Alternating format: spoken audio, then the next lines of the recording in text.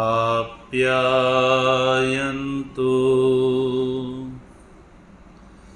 ममाङ्गानि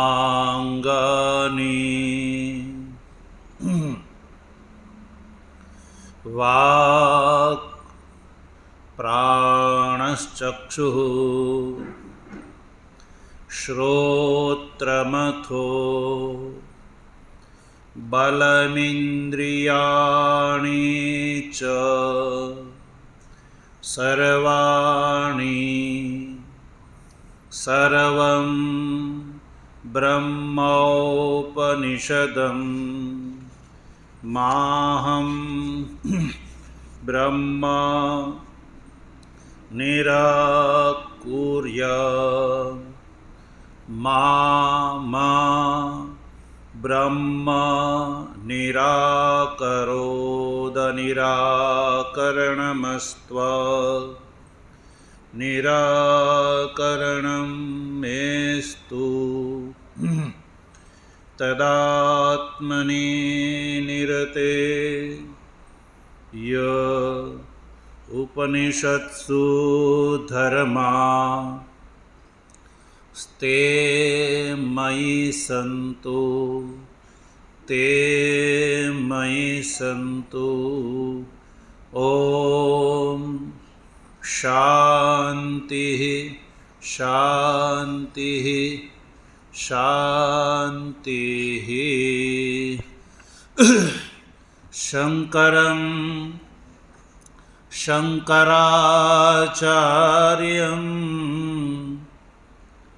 केशवं बादरायणं सूत्रभाष्य कृतौ वन्दे भगवन्तौ पुनः पुनः। ईश्वरो गुरुरात्मेति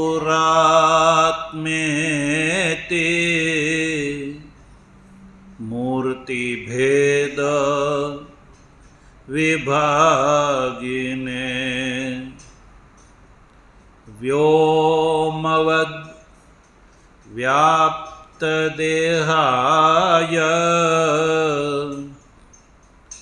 दक्षिणा मूर्तये नमः। ॐ शान्तिः शान्तिः शान्तिः। अलख निरंजन जय सच्चिदानंद माधवानंद हरे हरे।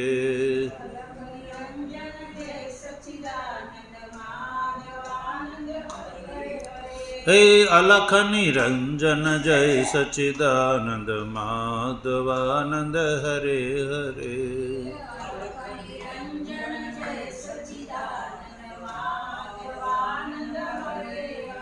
हे माधवानंद हरे हरे गुरु माधवानंद हरे हरे।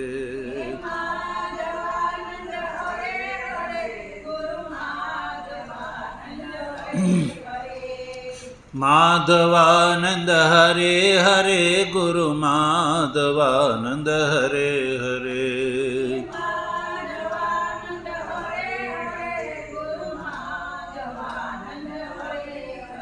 ये सब घट व्यापक जय सच्चिदानंद माधवानंद हरे हरे।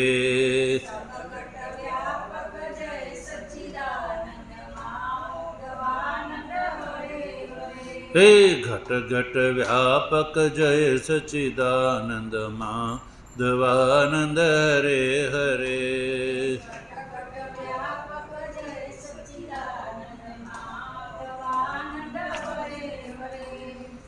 સદગુરુદેવની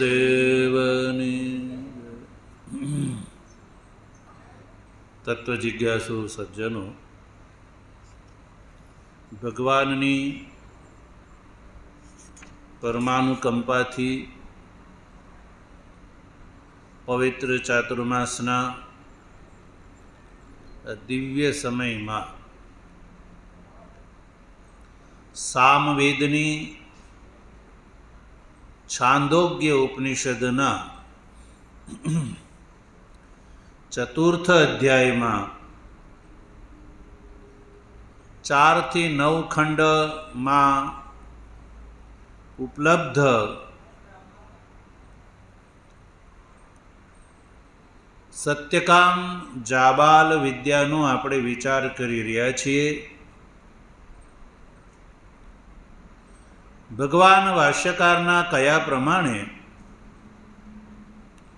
મુખ્યત્વે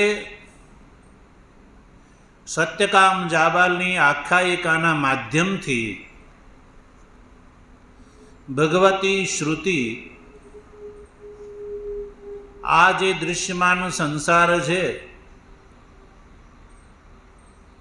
એને બ્રહ્મની ઉપાધિ બતાવીને બ્રહ્મને 16 કળા અને 4 પાદથી ઉપાસના માટે બતાવી રહી છે. એટલે કે ઔપનિષદ જે બ્રહ્મ છે એ 16 કળા અને 4 પાદથી ઉપાસના કરવા યોગ્ય છે. મંદાધિકારી માટે આ બ્રહ્મની ઉપાસનાનો આ પ્રસંગ છે. અને પ્રારંભમાં જેમ કહ્યું એમ શ્રદ્ધા અને તપ બ્રહ્મની ઉપાસનાના અંગ છે. એ બતાવવા માટે સત્યકામ જાબાલની આખ્યાયિકાના માધ્યમથી ભગવતી શ્રુતિ આ જે ઔપનિષદ બ્રહ્મ છે એને 16 કળા અને 4 પાદથી યુક્ત બતાવી રહી છે. તો સૌ પ્રથમ સત્યકામ જાબાલની પ્રતિજ્ઞા પ્રમાણે ગાયો 1000ની સંખ્યામાં થઈ ગઈ ત્યારે ઋષભે સત્યકામ જાબાલને કહ્યું કે હે સત્યકામ, અમારી સંખ્યા 1000 થઈ ગઈ છે, હવે તું અમને ગુરુકુળમાં લઈ જા. તો સત્યકામ જાબાલ ગાયોના ધણને ગુરુકુળ તરફ લઈ જાય છે. અને જ્યાં રાતવાસો કરે છે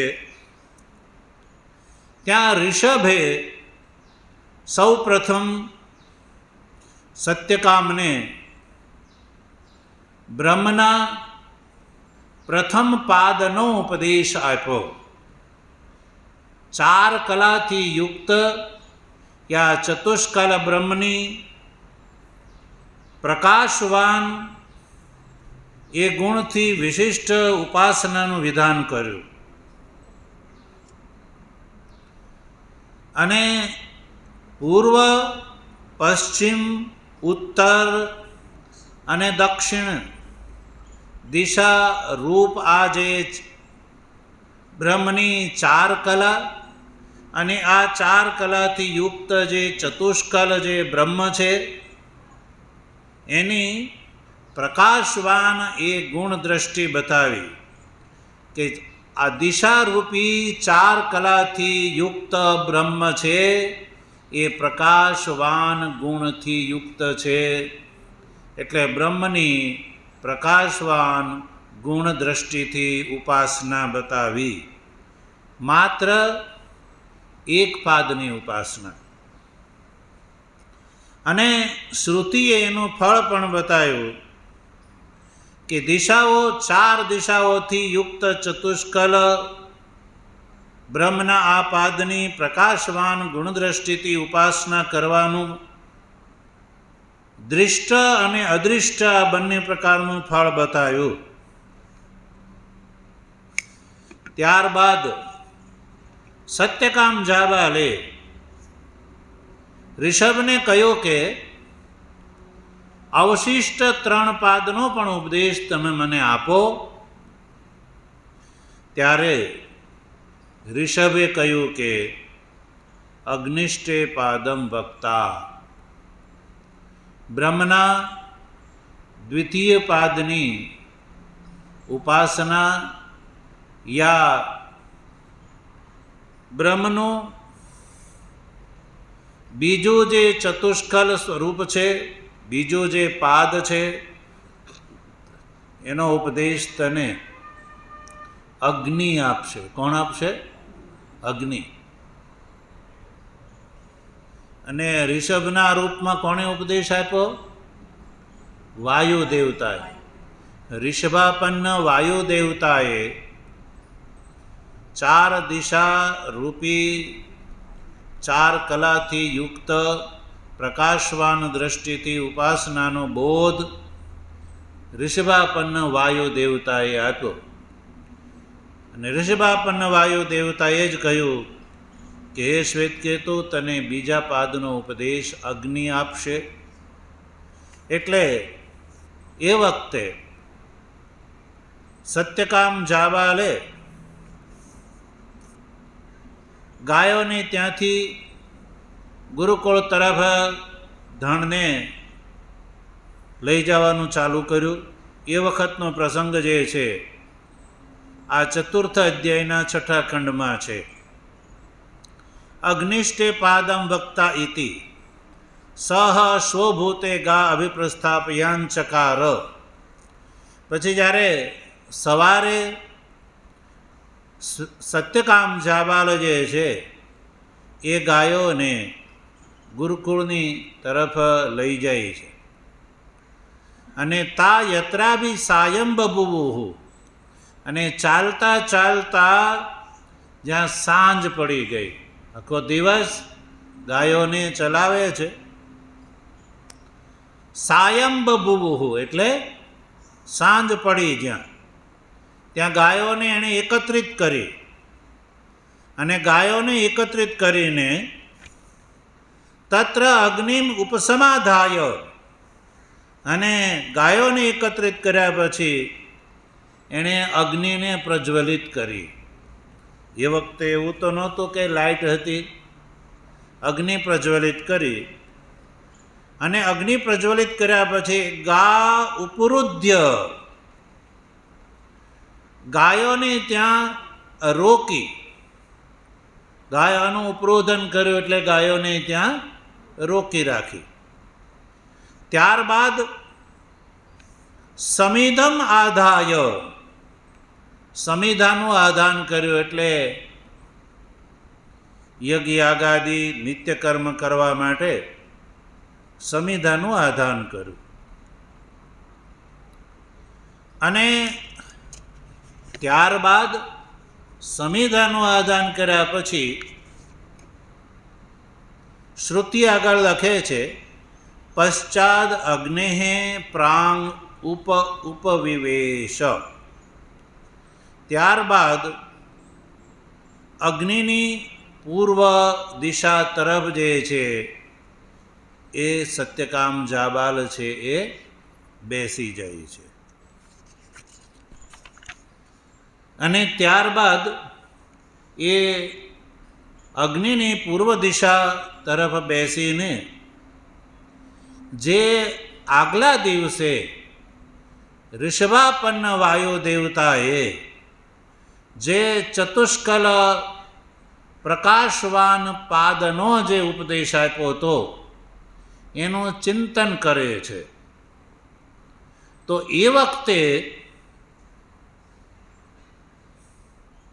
આ જ ખંડની બીજી કંડિકાની વાત છે.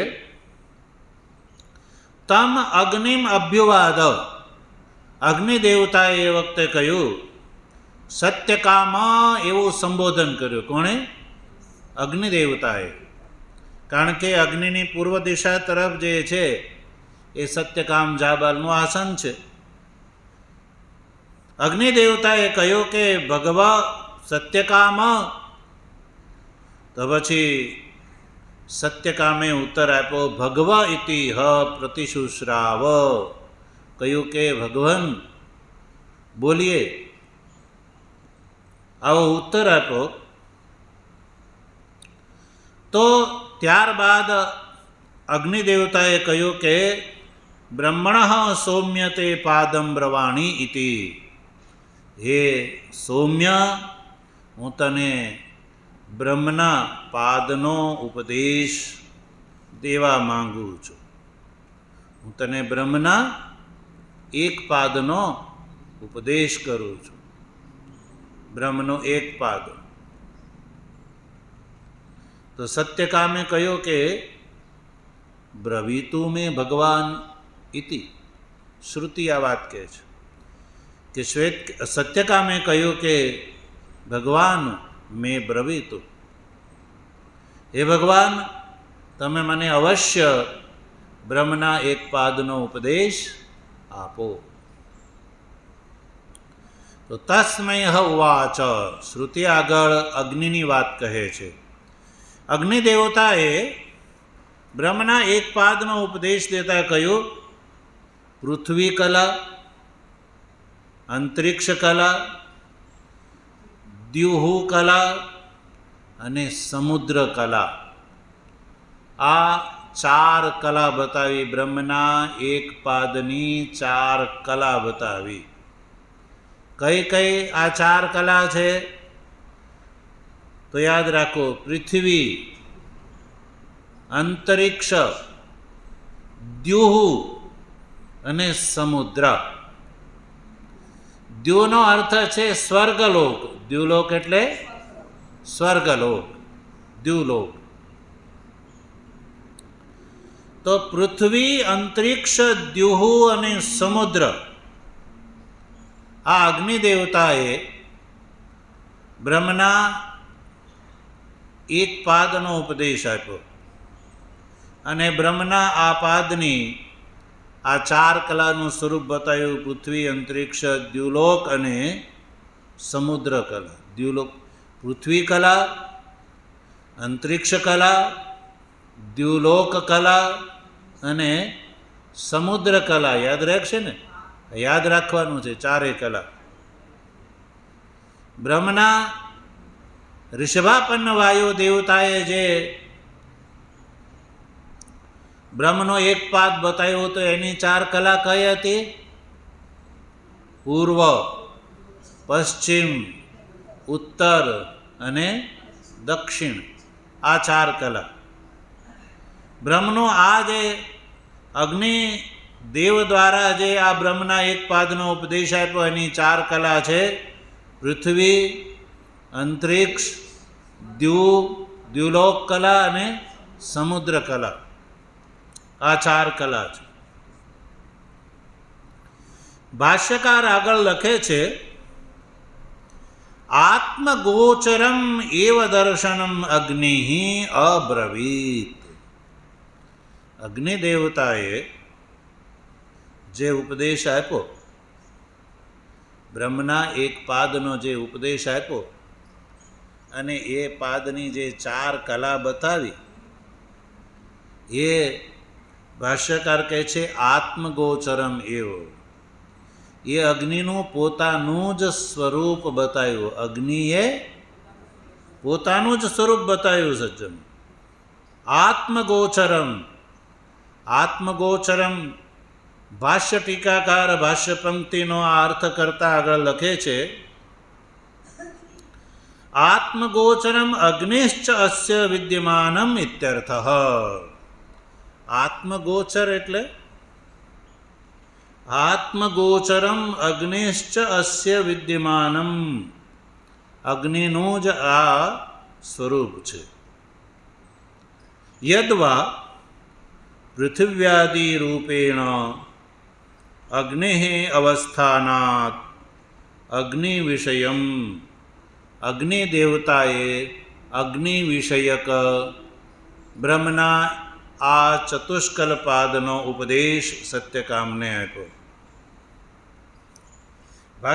ભાષ્ય ટીકાકાર લખે છે, પૃથ્વી આદિના રૂપમાં અગ્નિ જ અવસ્થિત છે. એટલે કે ભાષ્ય ટીકાકારનો અભિપ્રાય એવો છે કે પૃથ્વી, અંતરિક્ષ, દ્યુલોક અને સમુદ્ર રૂપથી અગ્નિ જ વિદ્યમાન છે. એ ચારેય કલા જે છે એ અગ્નિનું જ સ્વરૂપ છે. અગ્નિનું જ સ્વરૂપ છે. એટલે અગ્નિએ પોતાનું જ સ્વરૂપ બતાવ્યું છે. અને અગ્નિ દેવતાએ કહ્યું કે હે સૌમ્ય, એશ ચતુષ્કલ પાદ બ્રહ્મણ અનંતવાન નામ. કહ્યું કે હે સૌમ્ય, આ જે ચતુષ્કલ જે બ્રહ્મનું જે પાદ છે એનું અનંતવાન એવું નામ છે. તો આ શા માટે બતાવે છે? તો ભાષ્ય ટીકાકાર લખે છે, યથોક્ત પાદે ગુણ વિશેષમ નિર્દિશતી. સજ્જનો, જેમ પ્રથમ પાદ જે ઋષિભાપન્ન વાયુ દેવતાએ જે ચાર દિશા ને ચાર કલા રૂપથી ચતુષ્કલ બ્રહ્મનો ઉપદેશ આપ્યા પછી એ બ્રહ્મની એ દિશારૂપી ચતુષ્કલ જે પાદયુક્ત જે બ્રહ્મ છે એની પ્રકાશવાન ગુણદ્રષ્ટિથી ઉપાસનાનું વિધાન કર્યું હતું. પ્રકાશવાન નામ એવું કહીને દિશારૂપી ચતુષ્કલ પાદથી યુક્ત બ્રહ્મની પ્રકાશવાન ગુણદ્રષ્ટિથી ઉપાસના એમાં બતાવી હતી. એમાં અહીંયા આ જે પૃથ્વી આદિ ચાર કલાથી યુક્ત જે બ્રહ્મના આ પાદની અનંતવાન એવા ગુણદ્રષ્ટિથી ઉપાસના કરવાની કહી. કેવી દ્રષ્ટિથી? અનંતવાન દ્રષ્ટિથી. યાની આ પૃથ્વ્યાદિ જે ચારે કલાથી યુક્ત જે બ્રહ્મનું આ જે પાદ છે એની અનંતવાન એવી ગુણદ્રષ્ટિથી ઉપાસના. અનંતવાન નામ એટલે કે પરમાત્મા જે છે એ અનંત છે. કેવા છે? તો સજ્જનો, સંસારની અંદર અનંત ગુણ જે છે એ પરમાત્માથી અતિરિક્ત કોઈ પણ પદાર્થની અંદર ઘટતો નથી. એટલે બ્રહ્મના આ ચતુષ્કલ જે પાદ છે એનું અનંતવાન નામ છે. એટલે કે અનંતવાન ગુણથી યા અનંતવાન ગુણ દ્રષ્ટિથી ઉપાસના બતાવી સત્યકામ જાબાલને. કોણે? અગ્નિ દેવતાએ. તો અભિપ્રાય છે કે પરમાત્મા અનંતવાન છે એટલે અનંત છે. પહેલામાં બતાવ્યું પરમાત્મા પ્રકાશવાન છે. એટલે સંસારની અંદર સજ્જનો જે પ્રકાશ છે એ પરમાત્માનો છે. અને પરમાત્માના બીજા પાદનું નામ અનંતવાન એટલે કે પરમાત્મા જે છે એ અનંતવાળા છે યા અનંત છે. પરમાત્માથી અતિરિક્ત સંસારની અંદર જે કંઈ પદાર્થ છે સજ્જનો એનો અંત આવી જાય છે. બધાનું મૃત્યુ થઈ જાય છે. બધા જ મૃત્યુનો ગ્રાસ છે. કોઈ હંમેશા રહેવાવાળા. તો સજ્જનો, મૃત્યુની અસર ન થતી હોય એવું કોઈ તત્વ હોય તો એ એકમાત્ર બ્રહ્મ તત્વ છે.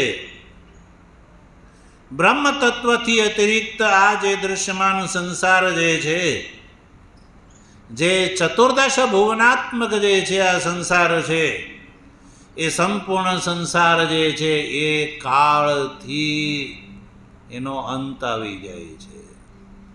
બધાની આયુષ્ય નિશ્ચિત છે. ભગવાન શ્રી કૃષ્ણ શ્રીમદ ભગવદ્ ગીતાના 8મા અધ્યાયમાં અર્જુનને કહે છે કે હે અર્જુન, આ બ્રહ્મ ભુવના લોકા પુનરાવર્તી નોર્જુન. કયો કે હે અર્જુન, બ્રહ્મલોક સુધીના લોક છે. સર્વાધિક અગ્રસર કોઈ લોક હોય તો એ બ્રહ્મલોક છે. લોકનો અર્થ આપણે શરીર કરીએ અને શરીર જ થાય છે. લોકનો અર્થ શરીર થાય છે. ભગવત્પાદ ભગવાન શંકરાચાર્યજી ઈશાવાસ્ય ઉપનિષદનું ભાષ્ય કરતી વખતે ઈશાવાસ્ય ઉપનિષદના 3ય શ્લોકની અંદર લોક શબ્દનો ઉલ્લેખ છે. અસૂર્યા નામ તે લોકાહ એવો ઉલ્લેખ છે. તો એ 3ય શ્લોકનો ભાષ્ય કરતી વખતે લોક શબ્દનો ત્યાં અર્થ કરે છે શરીર. લોક એટલે શરીર. ગુણકૃત અર્થ, વ્યુત્પત્તિક અર્થ, લોક્યંતે દૃશ્યંતે ભુજ્યંતે કર્મફલાની ઇતિ લોકાહ. લોક એને કહેવામાં આવે કે જ્યાં કર્મના ફળનો ભોગ થાય એને લોક કહેવામાં આવે છે. આ મનુષ્ય શરીરધારી જે જીવ છે એ મનુષ્ય શરીરમાં કર્મફળનો ભોગ કરે છે કે નહીં? બોલો. આ મનુષ્ય દેહધારી સુખી દુઃખી થાય છે કે નથી થતો? એટલે આ મનુષ્ય શરીરને મનુષ્ય લોક કહેવામાં આવે છે. તમને કોઈ પૂછે કે અત્યારે તમે કયા લોકમાં છો તો શું કહેશો? મનુષ્ય લોકમાં છીએ. અને દેવ શરીર ધારણ કર્યું હોય તો દેવલોકમાં, તિર્યક શરીરધારી હોય તો તિર્યક લોકમાં. લોક એટલે એવી કોઈ જગ્યા છે એવો નહીં. શરીર ગ્રહણ કરો તદ અનુરૂપ એને સજ્જનો લોક કહેવામાં આવે છે. અને ઉપનિષદોની અંદર જે ઉપાસના આવે છે એ ઉપાસનાનું જે ઉત્કૃષ્ટતમ જે ફળ છે એ બ્રહ્મલોક છે. શું છે? બ્રહ્મલોક છે. એ ધ્યાન રાખજો. ઉપનિષદોમાં જે 3 પ્રકારની ઉપાસનાનો ઉલ્લેખ જોવા મળે છે, આપણે ખુદ ઉપનિષદ ભણીએ તો આપણને તો મૂળ જોઈએ તો ઉપાસનાનું સ્વરૂપ સમજાય નહીં. પણ ભગવાન ભાષ્યકાર એ ભગવાન શંકરનો અવતાર છે. કેવા છે? શંકરનો અવતાર છે. અને ભગવાન શંકર વિદ્યાના આચાર્ય છે. કેવા છે? વિદ્યાના આચાર્ય છે. દક્ષિણામૂર્તિ સ્વરૂપમાં ભગવાન શંકરે સર્વપ્રથમ બ્રહ્મ વિદ્યાનો ઉપદેશ આપ્યો હતો. એટલે વિદ્યાના આચાર્યના રૂપમાં ભગવાન શંકરની દક્ષિણામૂર્તિના સ્વરૂપમાં આપણે ત્યાં ઉપાસના જોવા મળે છે. અને ભગવાન શંકર જે છે ને એ જગદગુરુ છે. કેવા છે? જગદગુરુ. આપણે રોજ સવારે ગુરુ ગીતાનો જ્યારે પાઠ કરીએ છીએ તો પાઠમાં સુતજી મહારાજ શૌનકાદિ ઋષિઓને ભગવાન શંકર અને પાર્વતીનો સંવાદ સંભળાવે છે. તો પાર્વતીના મુખથી જે વાત સુતજી મહારાજ શૌનકાદિ ઋષિઓને કરે છે તેમાં પાર્વતી શું કહે છે? પાર્વતી કહે છે, ઓમ નમો દેવ દેવેશ પરાત્પર જગદગુરો સદાશિવ મહાદેવ ગુરુ દીક્ષામ પ્રદેહી મે. કહે છે કે હે દેવ, હે દેવોના ઈશ મહાદેવ, હે પરાત્પર, પરથી પર, હે જગતગુરુ, આવા સંબોધનથી યુક્ત પાર્વતીનું વચન ત્યાં જોવા મળે છે. એટલે પાર્વતીજી ખુદ ભગવાન શંકરને જગતગુરુ કયા છે. અને આવા ભગવાન શંકરનો અવતાર એટલે ભગવાન શંકરાચાર્યજી. અને એટલે જ ભગવાન શંકરાચાર્ય જે છે ને એ જગતગુરુ છે. એટલે આપણે એને જગતગુરુના રૂપમાં આજે પણ યાદ કરીએ છીએ સજ્જનો. અને આવા ભગવાન શંકરાચાર્યજી છે, એમણે ઉપનિષદ ઉપર ભાષ્ય લખી અને ઉપનિષદનો જે તાત્પર્ય જે બતાવ્યું તે ઉપનિષદોની અંદર બ્રહ્મની ઉપાસના અને બ્રહ્મના જ્ઞાનનું વર્ણન છે. એટલે આ જે આપણે છાંદોગ્ય ઉપનિષદ જે છે જેનો આપણે વિચાર કરી રહ્યા છીએ, આ છાંદોગ્ય ઉપનિષદની અંદર કુલ 8 અધ્યાયો છે. કેટલા છે? 8 અધ્યાયો. એમાં પ્રથમ અધ્યાય, દ્વિતીય અધ્યાય, તૃતીય અને ચતુર્થ અધ્યાયની અંદર ઉપાસનાઓનું વર્ણન છે કે બ્રહ્મની ઉપાસનાનું સ્વરૂપ બતાવ્યું છે. અને ભગવાન ભાષ્યકારે ઉપાસનાના 3 પ્રકાર બતાવ્યા છે. કેટલા? 3 પ્રકાર. સર્વપ્રથમ પ્રકાર છે કર્માંગ અવબદ્ધ ઉપાસના. કર્મ સમૃદ્ધિ ફલક કર્માંગ અવબદ્ધ ઉપાસના.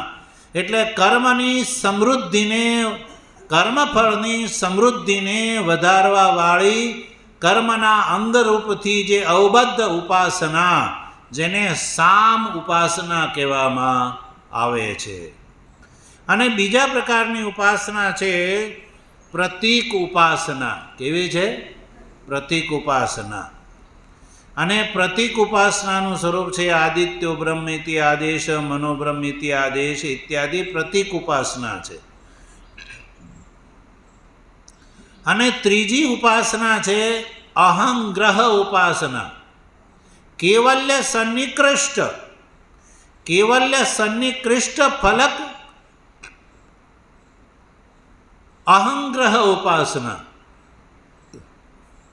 અને અહંગ્રહ ઉપાસનાથી બીજી શ્રેષ્ઠ બીજી કોઈ ઉપાસના ઉપનિષદોની અંદર નથી. હવે સજ્જનો, જો ઉપનિષદમાં ન હોય તો પછી પુરાણ વગેરેની અંદર પણ સવાલ ઉઠતો નથી.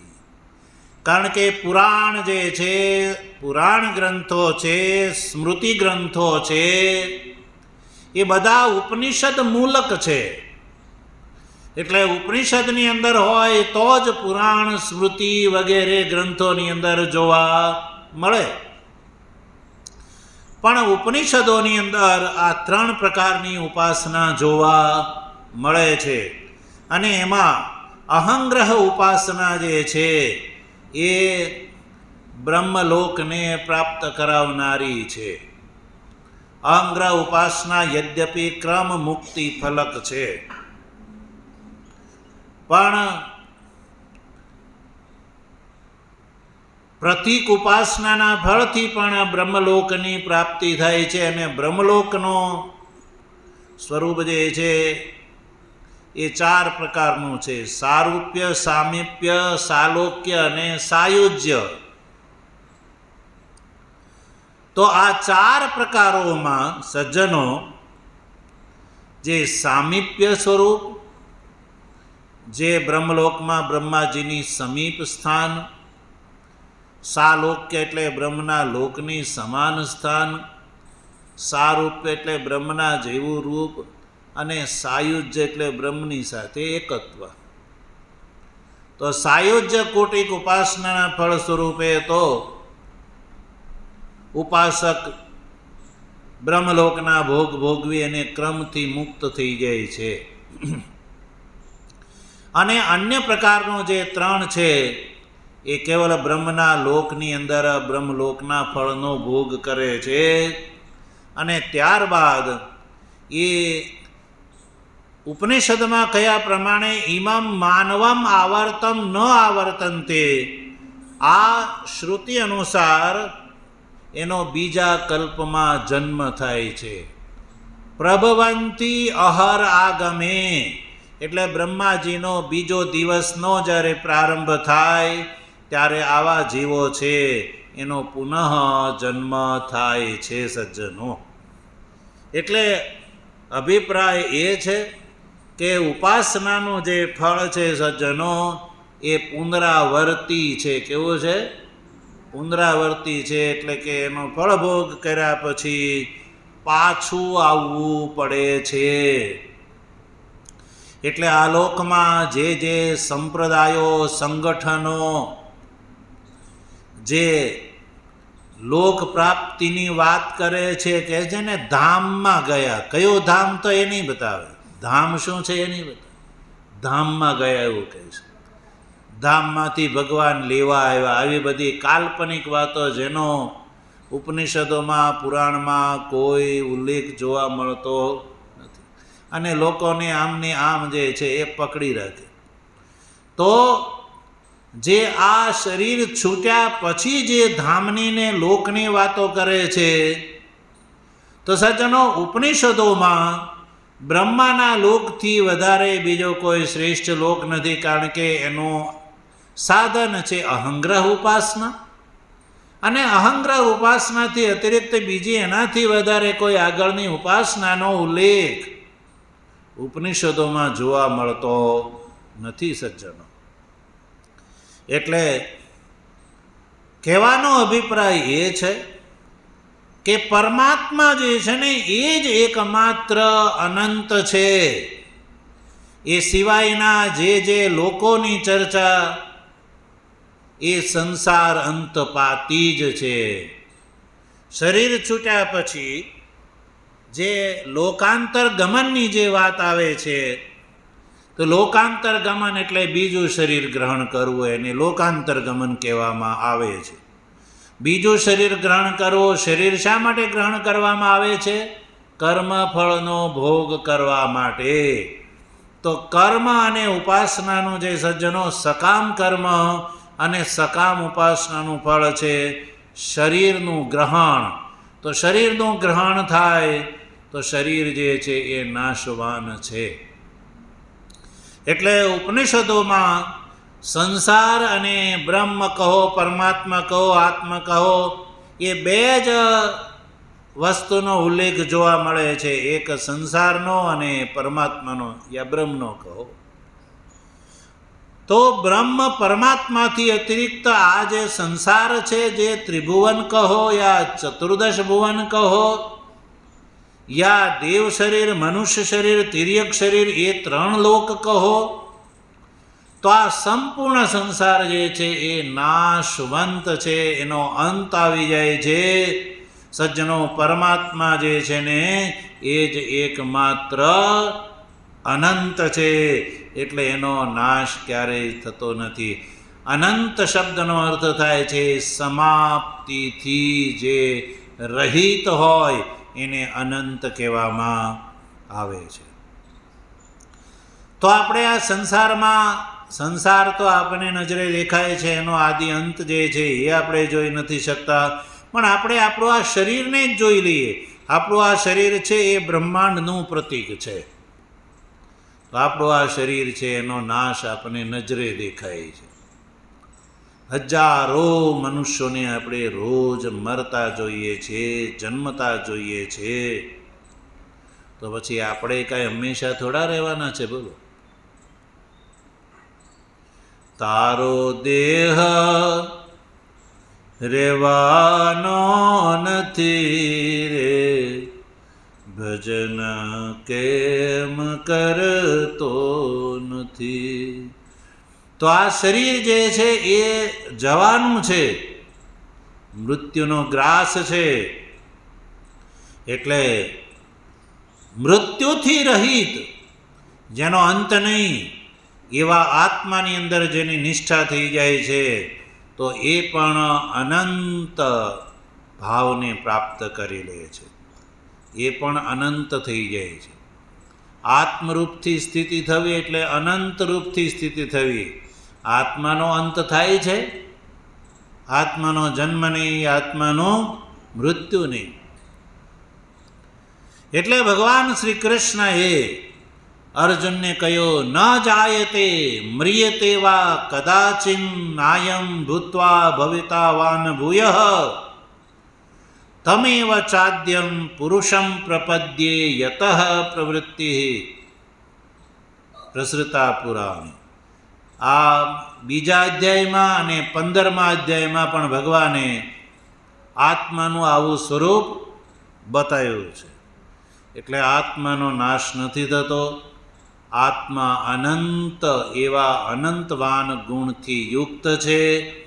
એટલે જે મંદાધિકારીને સાક્ષાત બ્રહ્મનો અહમરૂપથી અનુભવ જે કરવામાં અસમર્થ છે, એવા મંદાધિકારીને માટે આ સત્યકામ જાબાલ વિદ્યાના રૂપમાં બ્રહ્મની ઉપાસના, બ્રહ્મની અંદર જે ગુણો છે એ ગુણ દ્રષ્ટિનું વિધાન શ્રુતિ કરી રહી છે.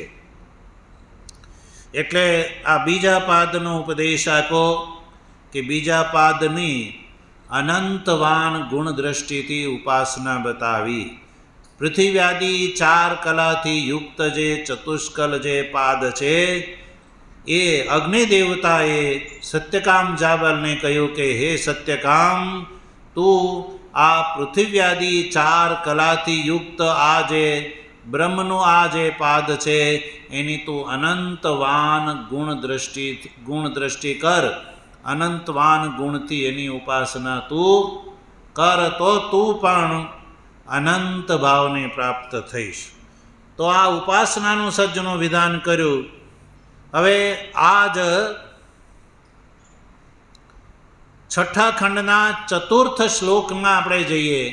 4થ શ્લોકની અંદર બ્રહ્મના આ પૃથ્વ્યાદી 4 કલાથી યુક્ત પાદની અનંતવાન દ્રષ્ટિથી ઉપાસના કરવાનું ફળ બતાવે છે. જુઓ, 4થ કંડિકા જુઓ. સ ય એતમ એવં વિદ્વાન ચતુષ્કલમ પાદમ બ્રહ્મણો અનંતવાન ઇત્યુપાસ્તે અનંતવાન અસ્મિન લોકે ભવતી અનંતવતોઃ લોકાન જયતિ ય એતમ એવં વિદ્વાન ચતુષ્કલમ પાદમ બ્રહ્મણઃ અનંતવાન ઇત્યુપાસ્તે.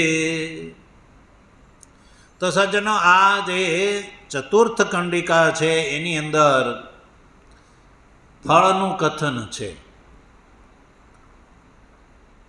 દૃષ્ટ ફળ અને અદૃષ્ટ ફળ આ બેવનો ઉલ્લેખ સ્તુતિ માટે કરે છે. ભગવતી શ્રુતિ આ ફળની દ્રષ્ટિથી ઉપાસનાનો અભિપ્રાય નથી, પણ આ ઉપાસનાની મહિમા બતાવવા માટે છે. અને મહિમા એ કે કોઈ વ્યક્તિ બ્રહ્મના 4 પાદની ઉપાસના કરવામાં કદાચ અસમર્થ હોય અને આ એક પાદની પણ ઉપાસના કરે તો આ બ્રહ્મની ઉપાસના છે સજ્જનો એ નિષ્ફળ નથી, પણ સફળ છે. એ સ્તુતિ કરવા માટે આ ફળનું કથન છે. તો જો આપણે એ કંડિકાને ભાષ્ય દ્રષ્ટિથી જોઈએ, ભાષ્યકાર શું કહે છે જોઈએ. ભાષ્ય ટીકાકાર લખે છે, દ્વિતીય પાદ ઉપાસકસ્ય દ્વિવિધમ ફલમ દર્શયતી. એટલે કે બ્રહ્મના આ બીજા પાદની ઉપાસના કરવા વાળો જે ઉપાસક છે એ ઉપાસકને માટે દ્વિવિધમ ફલમ દર્શયતી, એટલે કે દ્વિવિધમ, દ્વિ એટલે બે, વિધમ એટલે પ્રકાર, બે પ્રકારના ફળને શ્રુતિ બતાવી રહી છે. જો એ બતાવે છે પંક્તિ ભાષ્યની, સ યહ કશ્ચિદ યથોક્તમ પાદમ અનંતવત્વેન ગુણેન ઉપાસ્તે સ તથૈવ તદ ગુણઃ ભવતિ અસ્મિન લોકે મૃતશ્ચ અનંતવતઃ હ લોકાન જયતિ. તો આ પ્રથમ પંક્તિને જોઈએ. ભાષ્યકાર આ ષષ્ઠ ખંડની ચતુર્થ ખંડિકા જે ફલબોધક છે એનું ભાષ્ય કરતા લખે છે કે સ મને, વહ એટલે ઉપાસક, તે ઉપાસક, યહ એટલે કે જે, કશ્ચિદ કોઈ પણ અધિકારી, યથોક્તમ પાદમ, યથોક્તમ એટલે જેવી રીતે અહીંયા જે બીજા પાદનું જેવા સ્વરૂપથી વર્ણન કર્યું છે, પૃથ્વી કલા, પછી અંતરિક્ષ કલા, પછી દ્યુલોક કલા અને સમુદ્ર કલા, આ ચાર કલાથી યુક્ત જે બ્રહ્મના પાદનું અહીંયા જે વર્ણન કર્યું અને એની અંદર અનંતવાન ગુણનું વિધાન કર્યું ભગવતી શ્રુતિએ, તો એ અનંતવાન ગુણ દ્રષ્ટિથી બ્રહ્મના આ બીજા પાદની ઉપાસના જે કરે છે, અનંતવત્વેના ગુણેન ઉપાસ્તે એટલે અનંતવાન ગુણ દ્રષ્ટિથી બ્રહ્મના આ બીજા પાદની જે ઉપાસ્તે એટલે ઉપાસના કરે છે. તો શ્રુતિ આગળ લખે છે કે સ મને એ ઉપાસક, તથૈવ તદ્ગુણ ભવતી,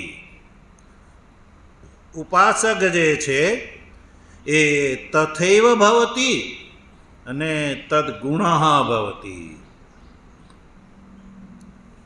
તથૈવ ભવતી એટલે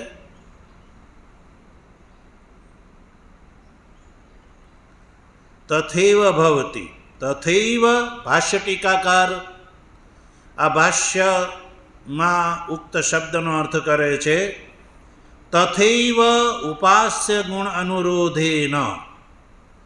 તથૈવ ભવતી એટલે કે એ ઉપાસ્યના જેવો થઈ જાય છે. કેવો થઈ જાય છે? ઉપાસ્યના જેવો થઈ જાય છે.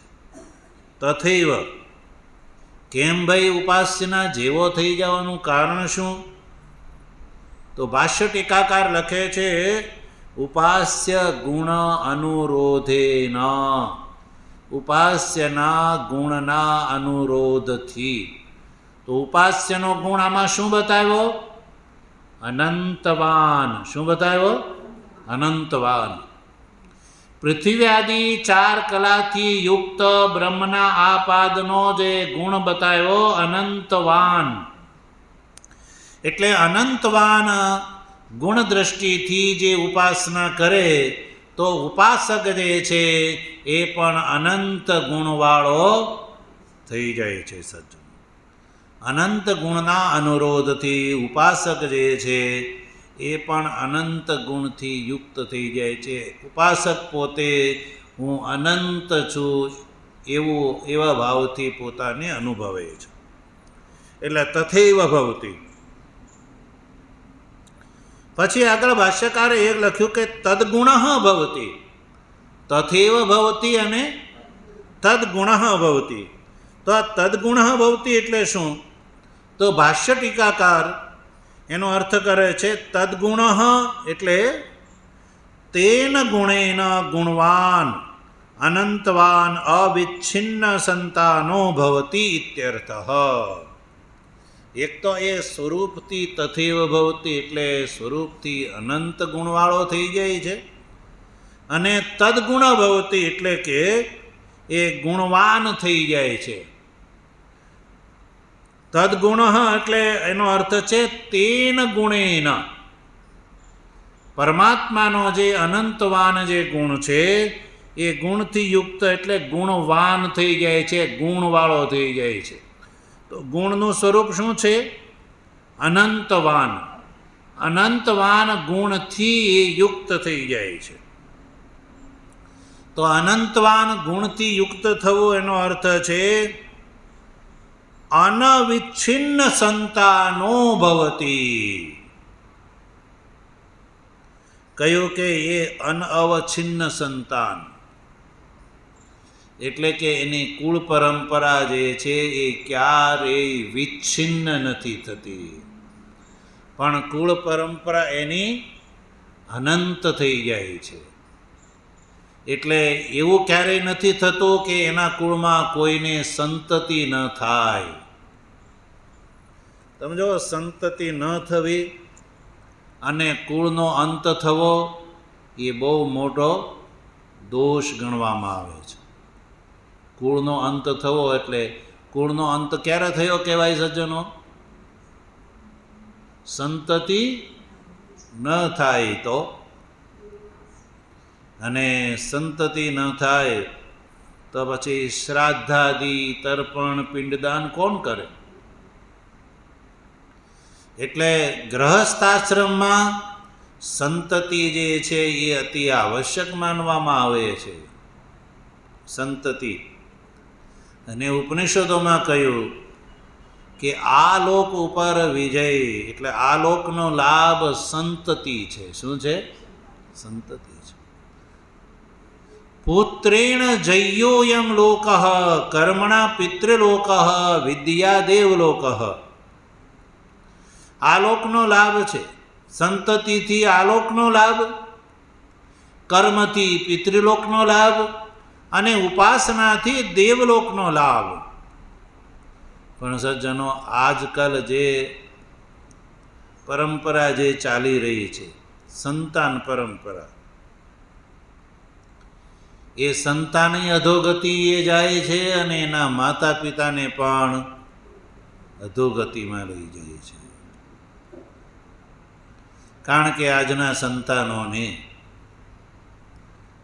માતા પિતાનું જે પ્રત્યેનું જે કર્તવ્ય છે એ કર્તવ્યની સાથે કોઈ લેવા દેવા અત્યારે એવું ચાલી રહ્યું છે ને આગળ એ વધારે થવાની સંભાવના છે. સૌથી પ્રથમ જો પુત્ર ઉપર ઋણ હોય તો એ પિતૃ ઋણ છે. યદ્યપિ જન્મધારણ કરવાવાળા બાળકની ઉપર 3 ઋણ હોય છે: દેવ ઋણ, ઋષિ ઋણ અને પિતૃ ઋણ. દેવતાઓનું ઋણ, ઋષિઓનું ઋણ અને પિતરોનું ઋણ. જ્યાં સુધી આ 3 ઋણને આ મનુષ્ય ચૂકવતો નથી એટલે એ અધોગતિનો ભાગીદાર થાય. અધોગતિ એટલે દુઃખનો ભાગીદાર થાય છે. કારણ કે આપણે કોઈના પૈસા લીધા હોય અને ન દો તો એના જેવી વાત છે. કોઈના પૈસા લીધા હોય ને ન દેવા હોય તો તમે એ બજારે તમારે જવું હોય તો જઈ શકો? ન જઈ શકો. કેમ? કારણ કે એ આપણે જોઈ જશે તો પૈસા માગશે, યા તો 2-4 જૂતા મારશે. એટલે એ બાજુ જવું તો કોણ નડે? એ જેની પાસે તે પૈસા લીધા છે એ મનમાં બેઠો રહે છે. એમ સજ્જનો, દેવતાનું ઋણ, ઋષિઓનું ઋણ અને પિતૃનું ઋણ જે છે એ મનુષ્યની ઉન્નતિ થવા દે નહીં. એટલે આ લોક જે છે એ સંતતિના નિર્માણથી આ લોકનો લાભ થાય છે. સંતતિ આ લોકમાંય સુખ આપે અને મર્યા પછી શ્રાદ્ધ તર્પણ અને પિંડદાન આદિ દ્વારા પણ સુખ આપે. એવી આપણી આ વૈદિક પરંપરા છે. પણ આ વૈદિક પરંપરાનું જે શિક્ષણ બાલ્યાવસ્થામાંથી વર્તમાન કાળમાં સનાતન ધર્માવલંબીઓના સંતાનોની ન મળવાના કારણે આજના સંતાનોને આ દેવ ઋષિ અને પિતૃઋણનું શું મહત્ત્વ છે એના તરફે કોઈ ગંભીરતા નથી. બસ આજનું બાળક એમ સમજે છે કે હું ભણી લઉં અને સારી નોકરી મળી જાય અને સારી છોકરી મળી જાય એટલે બસ ભયો આનાથી મારે બીજું કંઈ જોઈએ. પણ આ મનુષ્ય શરીર શા માટે મળ્યું છે એ બિચારાને ખબર નથી. આજકાલ તો જોઈએ તો માતા પિતાને ખબર નહીં તો છોકરાઓને ક્યાંથી ખબર પડે? બોલો, માતા પિતાની જ જો કુળ પરંપરા જે છે એ સનાતન ધર્મની પરંપરાનો જો બોધ ન હોય તો પછી છોકરાને ક્યાંથી આપે? અને બીજી વાત એ છે, આજકાલ જે કપોલ કલ્પિત એવા જે ધૂર્ત પાખંડી અને એવા સંગઠનો જે વર્તમાન કાળમાં એટલા બધા ફલતા ફૂલતા જાય છે કે જેની અંદર ધર્મ ન હોય પણ માત્ર ઉપરથી ધર્મનો રંગ દેખાય અને લોકો આવા સંગઠનોના ચક્કરમાં જ્યારે આવી જાય છે તો પણ આ ચક્કરના કારણે પણ સનાતન ધર્મના મૂળ સિદ્ધાંતથી આવા લોકો વંચિત રહી જતા હોય છે. એટલે પણ એને ધર્મનો બોધ થતો નથી સજ્જનો. એટલે સંતતિનું આપણે ત્યાં અત્યધિક આલોકમાં મહત્ત્વ છે. એટલે આલોકનું ફળ છે સજ્જનો સંતતિ.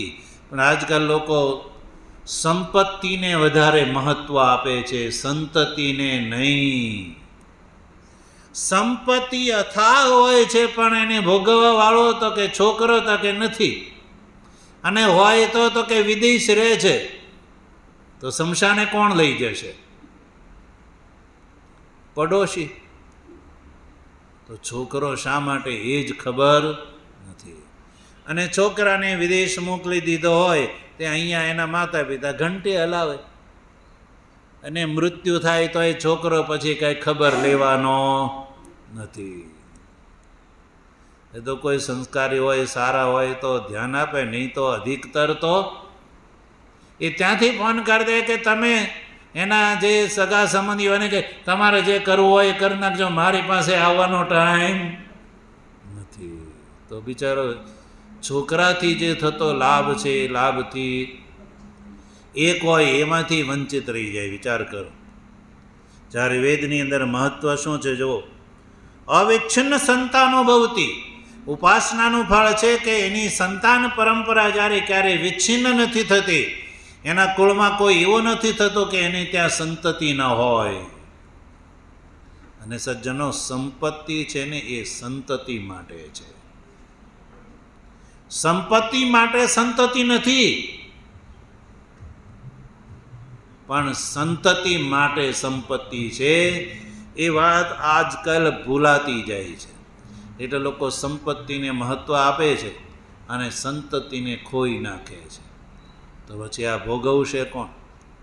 અને સંસ્કાર અને સત્સંગ ન હોવાના કારણે પ્રાપ્ત કરેલી સંપત્તિને ક્યાં વાપરવી એનો કોઈ બોધ ન હોવાના કારણે એ ભોગમાં વાપરશે પણ પરમાર્થમાં નહીં વાપરે.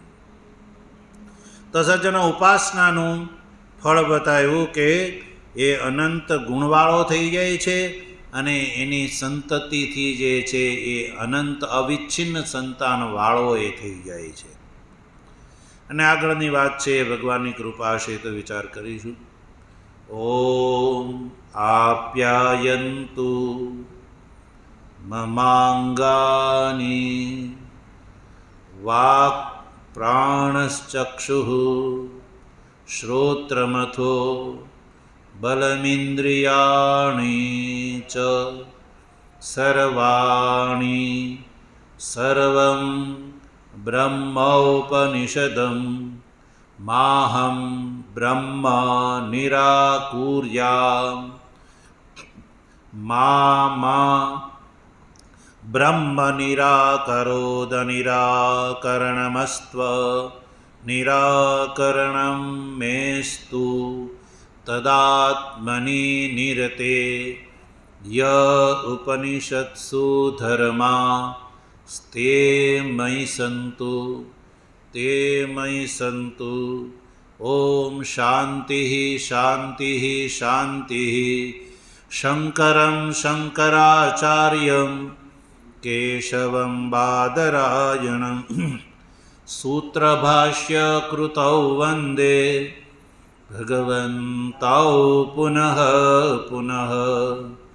ઈશ્વરો ગુરુરાત્મેતિ મૂર્તિભેદ વિભાગિને વ્યોમવદ વ્યાપ્તદેહાય દક્ષિણામૂર્તયે નમઃ.